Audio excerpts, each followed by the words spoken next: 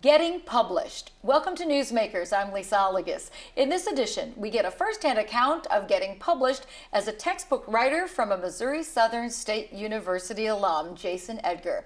Jason graduated from MSSU in 2004, served as an adjunct instructor in the 2015-2016 academic year, and currently is at Morton College, where he is a speech professor, debate coach, and chair of the curriculum committee. So welcome, Jason Edgar, and thank you for making the trip to visit with us. Oh, thank you so much. Pleasure to be here. So you majored in communications here at Missouri Southern. What are some of your memories from your time here? What were you involved in? Well, within the communication department, I was with the debate program. And because of that, I was fortunate to do so much traveling. I was able to travel to Italy my sophomore year, Vancouver my junior year. There was even a biology trip where I was able to go to Costa Rica for a couple of weeks. So anytime I was ever able to do any sort of traveling because of Missouri Southern was probably some of my fondest memories. That's exciting. What set you on the path to become a teacher? Well, seeing speech and debate and how fun it is, how competitive it is. In high school and college, I had both teachers that were just so competitive with speech and debate, that speaking for a judgment, that I kind of got involved with it as well. And I just kept taking it one year at a time, and here I am. And so now, this is your book. You've written a book about speech. And so tell us, what made you want to write a book? I mean, how did you get started in this process of writing a book? Well, when we were talking beforehand, you had kind of expressed some thoughts about your textbook. And one of the reasons why I decided to write one is because I've never read a textbook that kind of went in a particular format of public speaking. Maybe the informative and persuasive chapter are back to back, but that really wouldn't make sense if you lined it out with a particular semester.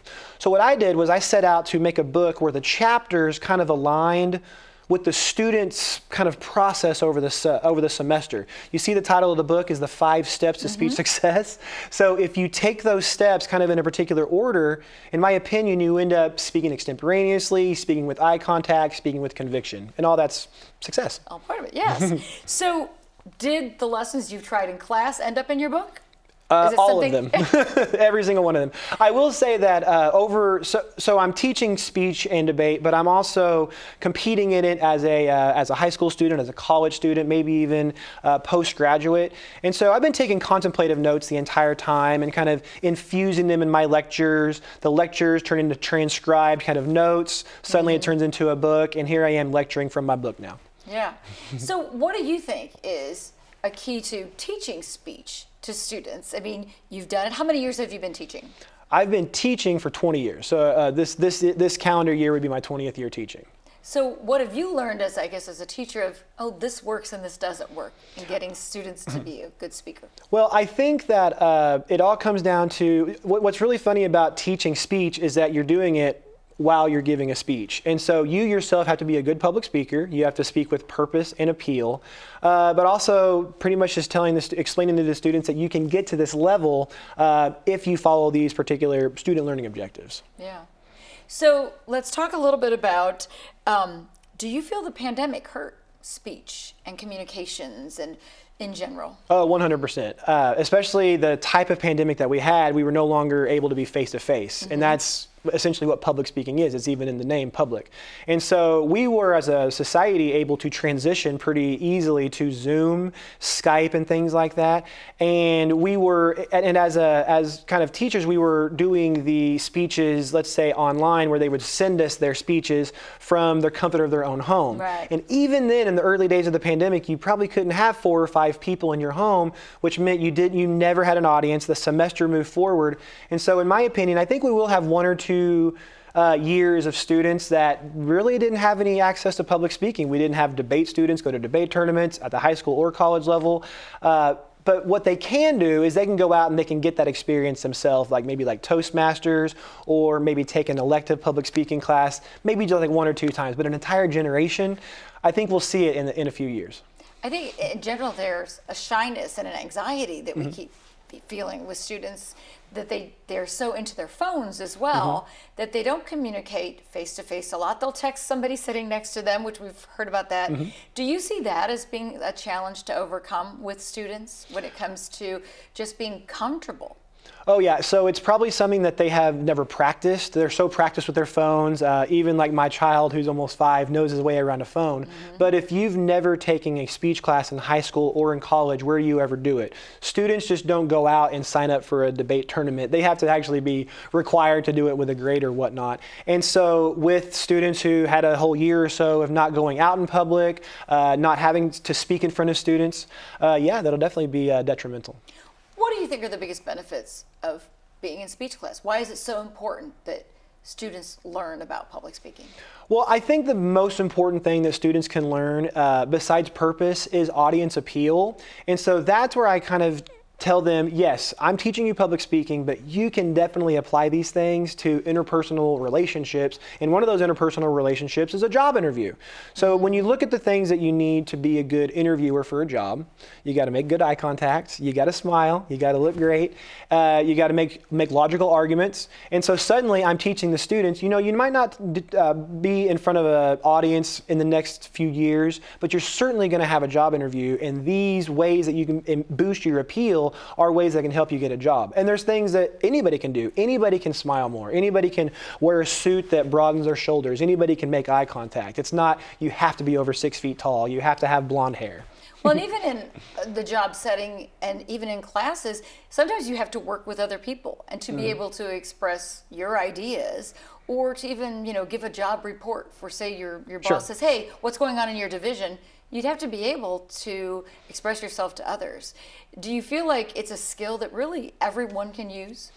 Yes, 100%. And we were even talking beforehand about nonverbal communication. Where are our students getting that nonverbal, I guess, skill? They get it in written communication all the time. My school, for example, you have to take 2 writing classes, but only 1 speech class. And so if that trend keeps going, we'll continue to be the individuals, the teachers that teach oral communication, the one chapter that they get nonverbal communication, that might be the only time they ever get it.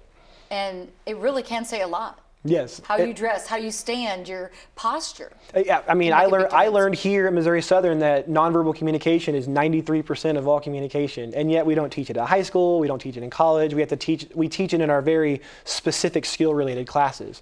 Yeah. One student was even saying that nonverbal isn't taught here anymore. Or maybe well, it's because it's just not taken. Yes, so it's available. The enrollment. And part of that is students don't realize the importance of it all. Yes. Mm-hmm. And maybe need to learn that as well. You do, I mean, I'm sure posture is important in debate. Debate is something you've been involved in. You also instructed. Do we, though, have true debate anymore? Do we feel like that's something that also, like public speaking, needs to be amped up a little bit? Debate skills. That's an interesting question you pose. And I do think over the past, let's say, 8 or 9 years, we have kind of called into question what is a debate. I do think we need debates because it allows the candidates or anybody who's debating to be authentic in their arguments. Anybody can go out in a rally and say their same 40-minute speech over and over and over again. Right. But when someone like you maybe interviews us, we have to come up with that answer on the fly. And that's what we really need debate for. What can solve the problem is always continuing to make logical, rational arguments. That means not making illogical arguments like name calling, and just making sure that we all understand what is a reflection of reality, that we can be trustworthy of the research that's presented in front of us as long as it's above scrutiny. Yeah. I mean, the society is very polarized. Oh, yes. Do you think debate can help that? I mean, right now people take a really firm-rooted stand, but would a true open debate help maybe open people's eyes? Do you have to preface it by, please listen? Yeah. I'm not sure, maybe on the political level, since that's kind of like where we learn about debates, or even on a medical level, because if you think about, let's say, a vaccine expert going up against a vaccine skeptic, the skeptic might be more charming, and the lab rat vaccine creator might not have those debate skills. And so I'm not sure it would help society in that format, but I do think our leaders should be called upon to debate because of that authenticity that it provides. You bet. All right, Jason, thanks. We're going to take a break, but we'll be back with more with alum and author Jason Edgar as we dive into the challenges and benefits of getting published.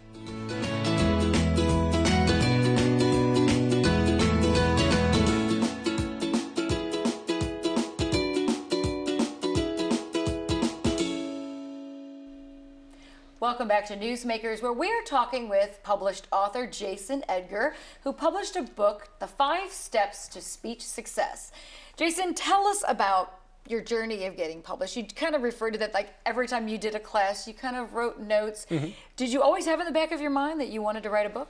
Well, something like that. As mentioned, I never, as being a speech teacher, I've never liked the textbooks that I've taught out of. But you always have to have a textbook kind of in unison with you yourself. How are they flawed? Well, as mentioned, the way that they're kind of set up, they don't go through it like as a process. Like here's a 5-step process to doing well. And by the way, my book isn't just 5 chapters. I break each chapter down into 3 other steps.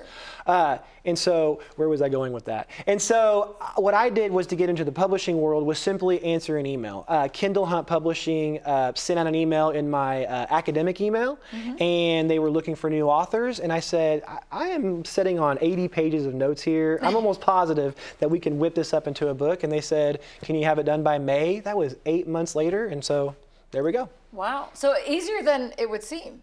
Yes, because during the pandemic, there was some chances, sometimes where I would audio record my lectures. Right. And so I would send those out to the asynchronous classes because they weren't privy to my lectures. And so I also had my sister-in-law transcribe those lectures. She transcribed those lectures. I had some sort of incentive process for that. I told her I'd buy a laptop if she if she transcribed 12 of my lectures. And that's where we got it. And I spoke to the publisher. I was like, look, I have no author experience, but I know the subject, and here are my notes. I just think if we kind of combine these with your expertise, we can have a book here. And they were confident I can do it as well. So it is thin. Was that strategic on your part to make students read it? I mean, realistically, there are lots of textbooks out there that students just don't read the entire chapter if they even crack the book open at all. Absolutely. I think you did give me a little bit of the answer there. It is kind of public speaking stripped down to the bare minimum, the no frills. Here's 4 attention getters. Here's how you cite evidence. And so I would say, because of its thinness and because of the amount of information, it does keep the price cheap for the typical student. But also, I'm not alone. We were talking beforehand where on the market right now, the Rubenstein book is the pocket guide to public speaking. It will fit in your pocket. So my book won't even fit in your pocket. And it's about half the price. And it too kind of goes into just the most basic of details. And when I teach principles of public speaking, I'm not meant to go above and beyond public speaking. Maybe I can show them a TED Talk or 2. But these are the 15 lectures that go really well with oral communication. And do you feel like students really need to overanalyze it, or is it something more about putting it into practice? I mean, do you feel like that's a big component of your lesson? I think the practice is extremely important. In fact, step 4 is practice. I think with a 2-week project of a persuasive speech, you practice a couple of times after a big development process. I think a student can speak with conviction, and so and that's ultimately what what I want the students to get out of it is at the end them speaking with conviction. Okay, so what are your 5 steps? Okay, that's super easy. You begin with research, and that'd be researching any sort of topic that you find enjoyable. I think outlining is extremely important for step 2 because the research is all kind of conglomerated. You kind of bring it all down to an outline and keywords and phrases. I think that's important. Step 3, and actually with the teleprompter is important, you relay it to notes. I think that you can use note cards as a speaker or a teleprompter, or in some instances, what's my third one? There's another type you can use, but not memorize and not necessarily impromptu, but relaying it to notes that you can practice with. That's step 4, practicing, and then step 5 is speak with conviction. And I do think when you put a lot of effort into those 5 steps, that step 5, speaking with conviction, should come pretty naturally. I think knowing your material is so important, and I think probably students take for granted, well, I just have to put it all together and then do it, rather than really embrace what they're talking about, especially in a persuasive speech. Isn't that a big part of it? Knowing how to convince somebody. I guess maybe delivery is also very important then, if they want to be convincing, right? Yeah, so especially in a persuasive speech, I have there's no limits to what they can talk about. I'm more offended if they're non-topical. If I ask for a policy and they do 2 things that compare, that's what kind of makes me offended. So if they do a policy speech, just like I said in the step 1, the most important thing is to pick a topic you enjoy.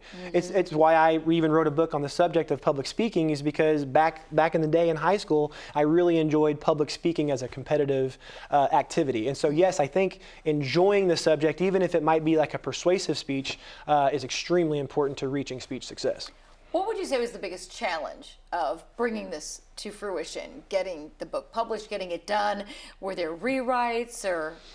Really, the publishing process was extremely easy, actually, as long as I kind of kept on subject myself. I kept on time. I had a large time frame, and I honestly worked on one term a day. It was very clarifying. I would say, to answer your questions, I didn't start kind of seeing drawbacks in the process until once it was able to be given to students. And I'll share with you two things. One, just the students able to procure the book has been kind of an issue, because my school hasn't really adopted everyone at my school using this book yet. So I have to tell the students beforehand, don't get the book that Morton says to get my book, but it's recommended. And so kind of having that whole conversation with the administration, look, I want to teach out of this book, and I can teach out of this book, but I want your blessing. That's kind of been a drawback. But is there anything else I would say? Mostly that, but I would say also the benefits would be, I don't really make a lot of profit on this book because I donate all of it to my debate program at Morton. We were even talking beforehand how sometimes funding reductions are the reason why we lose speech and debate programs. Well, with my book, we are at least going to have about, let's say, about $500-600 a year, so that we can go to a debate tournament based solely on the book. And that kind of gets me out of the conflict of interest, so to speak, where I'm an author. I just wrote my academic book and want my students to use so I can make money. Well, if anyone knows anything about publishers, they're getting the vast majority of the money, but any dollar that I get from the book is donated to a speech and debate program, my own speech and debate program. That's Morton an College. awesome benefit. Yeah. You must be proud, though, to have your work. Oh yeah, one of the first things I did was give one to my mother, because I'm constantly trying to just celebrate her and say, hey, look what I did. Thank you for keeping me on the directional. And this isn't even something that a public speaking teacher does. This is a written book. I'm not normally a writer. Yeah. So most textbooks are online. Is that the case with your book? And can students view it either way? Oh yes, you can have an e-copy, and I will tell you, it doesn't feel so thin on the e-copy version. It just feels like it's on and it could be on your phone as well. So we were just talking how the students are on their phone. You can take screenshots of the book nowadays if it's an e-copy, and it's half the price. Yeah.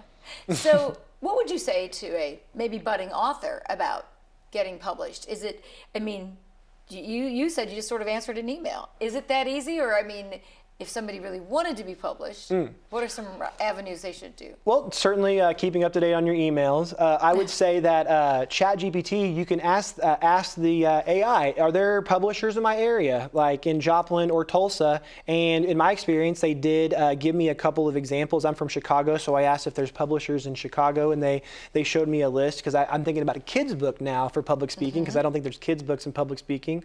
And so if there is a author in Joplin, and they find out that there's a publisher in Tulsa, I would say, or Joplin for that matter, I'm not quite sure, email that publisher and say, hey, I have an idea for a book, and what's the worst they can say is no? Yeah. Or I guess not respond to your email? Yeah. Well, congratulations, Jason. Thank you for telling us all about your book. And thank you. Congratulations. You're very welcome. Well, still ahead on Newsmakers, English students have their own unique publication. Details coming up. Hello from the studios of KGCS TV. I'm Lydia Carlson, a communications major here at Missouri Southern. We're making lots of changes to modernize the TV station and bring you better quality video and content. But we need your help. We want to find out how you watch KGCS and what you like to watch. So we'd like you to take a quick questionnaire. It's as simple as holding your phone over the QR code on your screen. That code takes you to a link where you will see a short survey.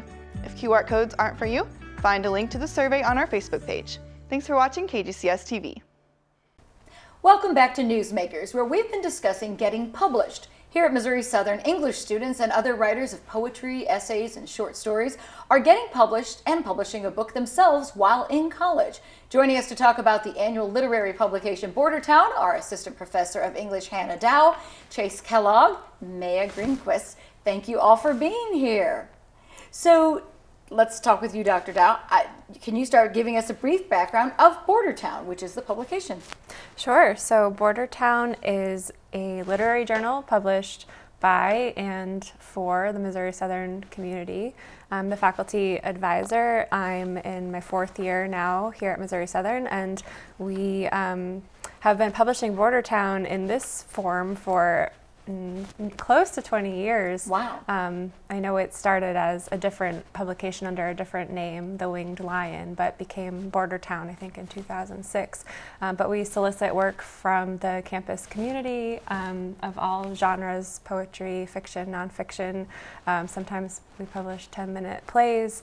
And we have a team of student editors who help assemble the journal. Yeah. So what does it take to prepare this? I mean, are you all involved in choosing what goes into the book? Tell me a little bit about that. Sure. So the student editors and we start sort of advertising, soliciting submissions in the fall semester. And then over the winter break, we read everything that was submitted to us. And then kind of in the spring, we start coming together and having editorial meetings and deciding what we publish as editors. Nice. So Chase and Maya, you both have things in the book. Mm-hmm. So Chase, yours is kind of a short story. Tell us a little bit about what it felt like to be published, to see your own work in print. Well, it was a really cool feeling. It wasn't necessarily the very first time I had been published, but it was the first time I had been published in a student publication like that, and to have an actual bound book that I could flip through and read my own writing in. So it was a proud moment for me, especially when I was able to go and read my work at our, was it the launch party we call it? Yeah, at the Bordertown launch party. So to get to read a sample of that for people to enjoy. How many copies did you get for family? Did you share a few here or there? Grandparents? Certainly. I mean, we always have many more copies than are needed, so I'm sure I swiped a few. I don't remember an exact number, but definitely one for mom and the grandparents. So. Yeah. So Maya, tell us what it was like for you. You had a poem in there, and more than 1 year you've had some work published. Yeah, in 2021 I published The Heartbraid, which was the first thing that I've ever published, and actually kind of ever written in a poetry or like English sense. Because I'm a biology major, I'm not really focused in the English genre, but I wrote this poem my senior year of high school when I was living in Japan about how I was moving a bunch and how I felt disconnected from my parents at certain points, and I published it, and it was amazing. I stole 30 copies, just so you know, and I actually still have them all, other than the ones I gave to my grandparents. Stole is a relative word. I mean, Right. you're part of the publishing. If I'm in it. So you're in it, yeah. So Chase, tell us a little about what your work was that was in there, and what went into getting it ready. Because yours is kind of a short story, correct? Yes, yeah. I've actually submitted 2 short stories and a short poem. I submitted a short story to the 2021 edition, and then a short story and a poem to the 2023 edition. My initial piece was kind of based off of, loosely based, it was definitely fiction, but an experience my friend and I had going to visit a cave in Missouri, and it kind of got me thinking about, what would happen if somebody got lost in a cave. And so it ended up turning into a short kind of like suspense piece about 2 young gentlemen who decide to break the rules and sneak off into a part of a cave they're not supposed to be in. So that was actually a piece of work that I workshopped in Dr. Dow's creative writing class. So I had the chance in that class to read it for other students and get their input on things they thought I could do to improve it. So that was great to have that feedback. And then later, when the Bordertown submissions opened up, I ultimately submitted it, and then went to the editors who could make their final say.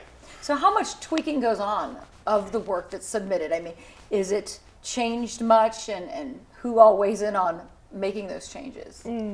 So generally when we're accepting work, we're looking for work that is pretty polished, ready to go. But occasionally we'll have a story or a poem that we think, we really like this, but we kind of want a small change here, like a word changed here, or maybe it needs another round of proofreading or something. So very rarely, but occasionally we will have one of our editors work with the writer because we really love the piece and we want to publish it, but it just needs like another round of or a second set of eyes. And so occasionally we'll work with the writer to kind of get it ready for publication. But generally we're accepting work that is pretty polished and ready to be published. But one would think the editing process, is that part of the real world training? I mean, how does this prepare folks as careers in writing? I mean, since that is what Chase looks to be going into when he graduates. Is it helpful? Is it a good way to prepare? Certainly, I do think it is a good way to prepare for learning. Just there's a whole kind of set of manners and procedures that I think are helpful to know if you're going to submit your work to publications outside of, a friendly undergraduate journal. Right. So I think it's a good kind of stepping stone for that, in the sense of learning how to communicate with editors and how to maybe be receptive to suggestions for your work. Or I think it's also tremendously helpful because a lot of editors are also writers, and so on the editorial side and for my student editors, I know that it can be really helpful to learn how to just like what goes on the other side, Right. and how to communicate with writers and how to handle people's feelings and to make suggestions that wouldn't, disrupt the integrity of the work. It's the more analytical side of a creative process. Yeah. And you have to know that it does exist if you want to get published. Is it hard to take feedback sometimes, Chase?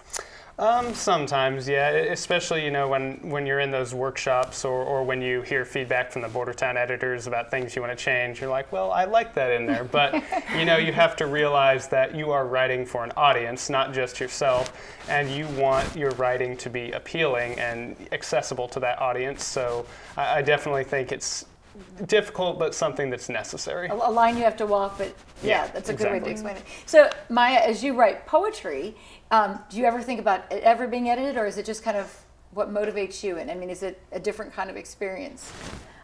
Kind of, solely because I don't have the literary background. I sometimes use different phrasing or something, and then they can kind of come in with the proper grammar. A lot of the times I'll misuse grammar, and it's not purposeful, but it almost is. I know in my 2023, in the poem The Strings Attached, the Bordertown committee came back to me and they were like, we want to take this last line out because we think the second to last line is actually more powerful. And kind of reading that, I was like, oh. And then I reread the poem like front to back, and I was like, oh my God, they're right. They are so right. And it was kind of a cool experience kind of going through that editorial process because we don't have that. Yeah. Well, so how can someone go about getting their own copies of Bordertown? Because you say there are some available. Where would they go to get one? Yes, so there are many copies available in Kuhn Hall over in the Department of Language and Literature. So anyone could just stop in to our main office and ask. We also have them sort of strewn about the building, so they could pick them off the shelves or Okay to or take ask. one. Yes, perfectly fine to take a few copies. All right. Yeah. Well, thank you all for sharing your perspective on getting published. We appreciate you being here. Thank you. That wraps up this edition of Newsmakers. Thanks to our guest, and thank you for watching.